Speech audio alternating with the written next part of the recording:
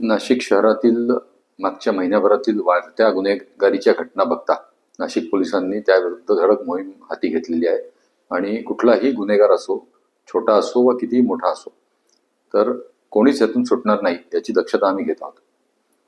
आम्ही वेगवेगळ्या प्रकारच्या मोहीम हातात घेतलेल्या आहेत. म्हणजे ते टवाळखोर मोहीम असेल किंवा ज्या ठिकाणी अवैध मद्य विक्री होते ती टपऱ्या पाडणं असेल किंवा प्रिव्हेंटिव्ह ॲक्शन्स घेणं, जे रेकॉर्डवरचे गुन्हेगार असतील, गँगस्टर्स असतील किंवा जे मोठे काही गुन्हेगार आहेत की ज्यांनी मागच्या काही फायरिंगच्या इन्सिडेंट्समध्ये त्यांची नावं निष्पन्न झालेली आहेत, तर त्या सगळ्यांच्या मागे आम्ही लागलेलो आहे.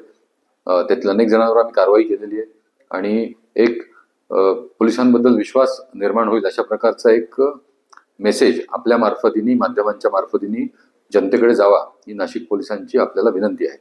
माझे पूर्ण नाशिक मधील नागरिकांना आव्हान आहे की पोलिसांवर विश्वास ठेवा. आपल्याला कोणीही आपल्याला काही बॅनर लावून, रील्स बनवून असं जर भासवत असेल की मी फार मोठा भाई आहे, मी फार मोठा सरकार आहे, मी फार मोठा बॉस आहे आणि सगळं मीच चालवतो, तर आपण फक्त येऊन एकदा आम्हाला त्याच्याबद्दलची आपली तक्रार सांगा आणि आम्ही त्याच्यावर योग्य कडक कारवाई करू याचं आश्वासन आम्ही तुम्हाला देतो.